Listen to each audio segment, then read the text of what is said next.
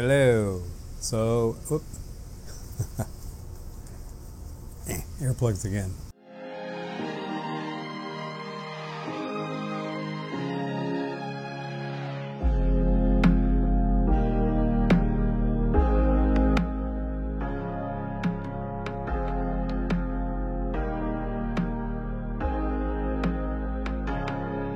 So it is October 31st. Happy Halloween, everybody. Although you'll see this after Halloween, but I'm giving you happy Halloweens now.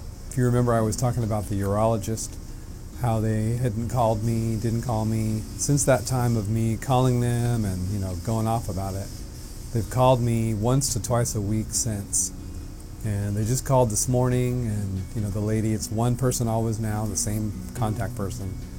And she just calls to say, are you doing okay? Do you need anything? Do you have any questions? So today I did have a question. I asked her how long it would take to interpret the results of the scan and get those results back to the doctor. She didn't know. So she's going to check and get that answer and call me back with it. It seems like that would be something you would know in the vet world. Jamie and I, or Jamie is a tech, I used to be a tech. We know and can tell you, it's going to take, this many days, 2, 4, 5, depending on the test, depending on the scan.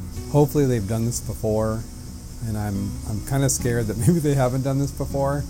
And I just found out that he was a new doctor, and by new, he just joined the practice in like August. So that was a little bit scary and not reassuring, but I'm trying to not focus on that. I'm trying to focus on tomorrow, getting the scan. I feel anxious, maybe stressed is the word. Let me switch hands here. I forgot my tripod today, so I'm trying to hold this out with my hand. Hopefully you don't see my arm in the shot, but you probably do, and I'm sorry about that. And I don't know how I'm going to feel tomorrow. Probably nervous and all the other emotions that I've had.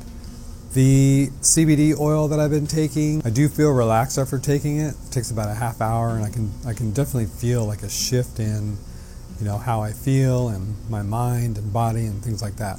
It's not a high. It's not like a, smoking a joint high. It's just like I've always heard people talk about. It's relaxing. It kind of calms your mood, makes your thoughts more kind of lucid.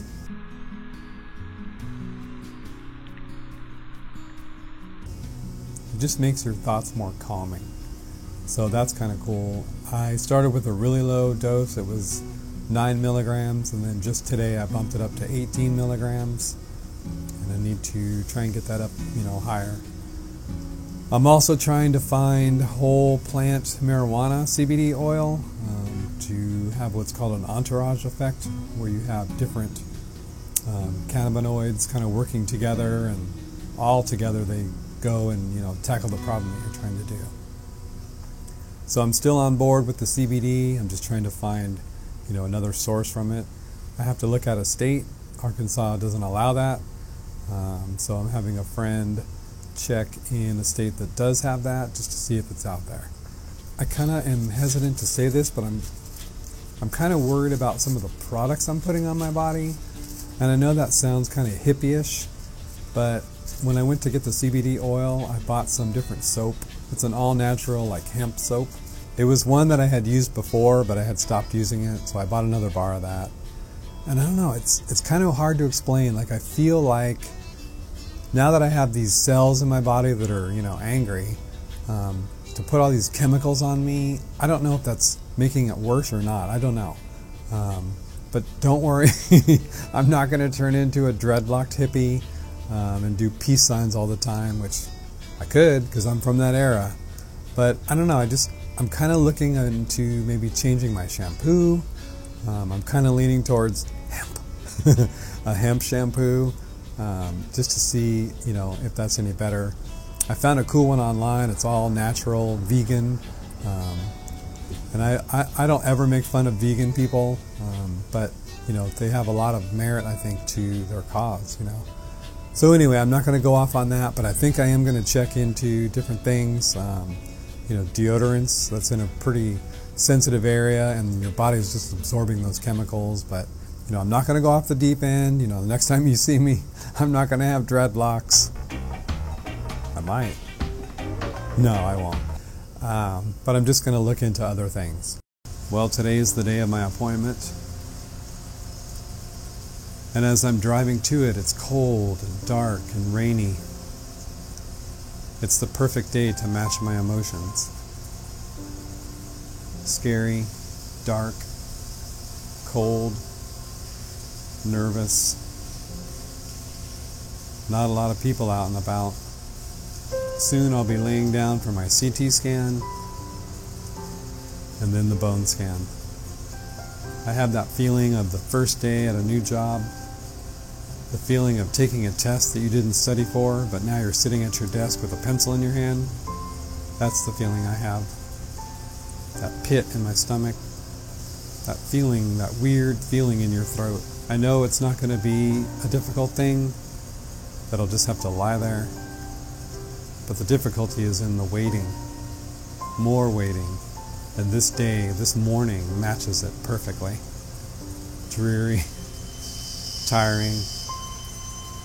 But I know that after this, things will pick up. The light will start to show, and things will be better. And things will get dark again, and then back to light. It's just part of life, I've learned. The way to get through it is to have God on your side.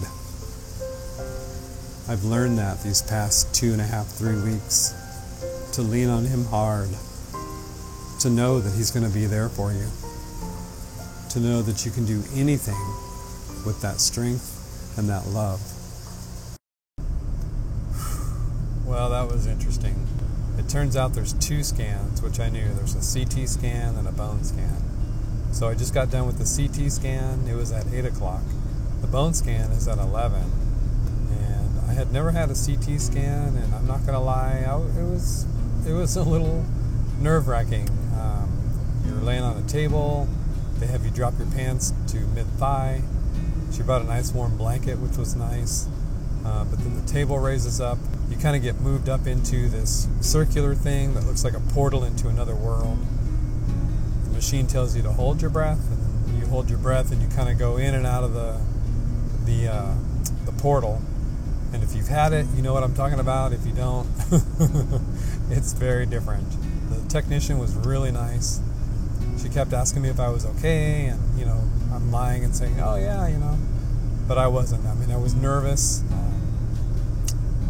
don't know, just because I had never had one. So it was for me, it was a little bit nerve-wracking. It took about maybe 10 minutes, and then I was done. And then you go to another department, and I received an IV catheter for the CT scan. They injected some dye. And so then you go to the other department, and in that IV catheter, they inject radioactive material. So that goes in your veins, and then it ends up settling in your bones. And I have to come back at 11. So it's a little after 8 right now. And I have to be back at 11, so it takes about 3 hours to get into your bones. And then there's a similar machine, big round portal-looking thing. I asked what it was. I said, is it like a CT scanner? And he said, it's not really. But there's no radiation. It just reads what your body is giving off. So I'm not quite sure what that means. I said, well, that's very Star Trek-y. And so, yeah, that's what that's all about. So I'm going to go back to work and work till just before 11, and then come back here and get my bone scan. I'm not real thrilled that radioactive material is now surging through my body. It makes me kind of uncomfortable, knowing that what it does, knowing that it's a carcinogen, and I already have that. I already have cancer, but there's really nothing I can do. I have to have this bone scan. So I kind of have to take one and, take one for the team, I guess, in this instance. So I don't have to eat lunch or anything. There's no special requirements. I'm allowed to drink water. So I'm just going to go back to work and, put in some more hours and then come back here at 11 o'clock. It's 11:15, and I'm making my second trip back to the hospital. This time is for the bone scan. They're going to have a look on the inside. Ooh. And then I'm sure after that I'll have to make an appointment, go in and have, a consult with him as to a treatment plan. Wow. cab almost hit me. Cool. And then I have to make an appointment to have a second opinion. That's going to take time. And then another appointment for, the medical marijuana certification, even though that's down the road, but that takes time too. And it's just time. So I'm trying to stay in a good place. My stomach is kind of upset from nerves. Part of it is I'm probably hungry.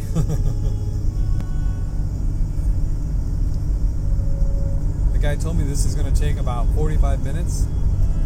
And so that'll be interesting to be sitting in another portal. It looks just the same as the CT. He kind of let me look in. It's just a big round disc like the CT machine. So anyway, the good news about all this is the hospital where I'm having it done is very close to my work, about 5 minutes away. So that's very helpful. I don't have to drive to Little Rock. And I don't have to check in again. I just go sit in the waiting room and wait for my name to be called, get scanned. My first bone scan. Yay! Oh man. Alright, well I'm pulling up, so I'm going to shut this off and I will turn it back on when I get out. So I'm back from my bone scan, and that was interesting. It took about an hour, and there's this big round portal looking thing again, and the top plate comes down and gets right by your nose. Very claustrophobic. So I had to close my eyes and just lay there. 45 minutes was the first run of the scan. I dozed off a couple times, which was kind of nice. And then, the last couple of views of the scan took about 15-20 minutes, somewhere in there.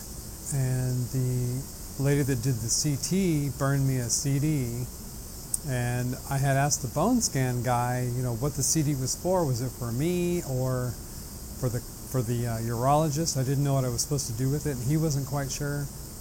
But check it out, I did get a CD, so I'm thinking about going home and uploading it to Napster. Napster? Anyone? And so I called the urologist and I said, hey, what am I supposed to do with this CD? Do I need to drive it to your office? Or, what do I do with it? And she says, I don't know.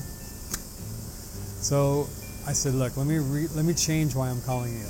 Please have the office call me so that I can ask what to do with this CD. She's like, oh, okay. Click. I'm starting to really wonder about this urologist. So about, 15 minutes later, the office called and they pulled the scans from the hospital where I had it done. Negative for metastasis. Oh yeah, thank God. The cancer has not spread. So I am so excited. It is such a huge relief to hear that. So now, Friday, I have an appointment at the urologist, and we're going to discuss options. He's leaning really hard on surgery. He says that I'm a good candidate for it, and it sounds like that's what he wants to do, and that's kind of all. So I don't know if I like that. I want to know all the options, and I want to go over them. I want to know, is surgery really the only thing I can do, or is it just something that he feels comfortable with? I'm also going to consider, probably not consider, do a second opinion at another urologist. It's under the same umbrella, the same company, but it would be a different doctor. And I would want to get their opinion about it, to find out what they would do. And then I'm still set on talking to the medical marijuana doctor, that I would want to talk to her and find out, what her suggestions are to do. She couldn't really do anything because she's not set up for things like that. She's not a surgeon, but she does do, alternative health. She does, marijuana certification. I know I've talked about that a lot. I'm sorry, I'm beating that into the ground. It's just something that I feel really passionate about, and unfortunately, I get to say it to this camera. But I am so excited to hear the fact that I do not have cancer anywhere else besides in my prostate. So it's still, not a good thing to have, but it's better than being metastasized. So that is just excellent news. Today's Wednesday, so now I just have to wait 2 more days, go to the urologist, talk to him about options, and then take it from there. Wow. The day it flew by. Like before I knew it, now as I'm doing this, it's 3 o'clock, and it seems like I just woke up at 2 o'clock again, couldn't sleep, thinking, wondering, pondering. So 13 hours have just flown by, and now I'm just so elated to hear that news. Couldn't even possibly tell you. So that's the latest update. That's kind of where I stand. Tomorrow I don't have to do anything doctor-wise. I don't have to go anywhere. I don't have any appointments. They cut my hours at work. I don't know if I mentioned that, but in the midst of all this darkness and despair and worry, they cut our hours. So I'm losing 12 hours a week, and that's pretty devastating. And I'm not quite sure how we're going to do that. But this, for now, kind of puts that in check. Like, it's very stressful to lose that many hours, but this is far more exciting, and that overrides that, the despair of losing that time. So I'm going to have to figure out what to do. There are people that, yes, they're helping us, but they can't support us, full time, but they can help with some things, and I want to thank them again if they're watching. And so things are it's a roller coaster, It's good news and then bad news, and good news and bad news. So the best news is no spreading cancer, and I get a day off tomorrow to not worry about it. And then Friday I go to the doctor and just, get back on that horse and start riding again and seeing where it's going to take me. So I hope you enjoyed watching all this. I know it's been kind of a roller coaster for you too. Like, oh man, what's he going to say next? I just never know. The day just throws at me what it can, and I just take it and roll with it. So I'll update you probably Friday. I don't know if I'll do anything tomorrow, but we'll see. We never know. So until then, I will talk at you Friday. Peace.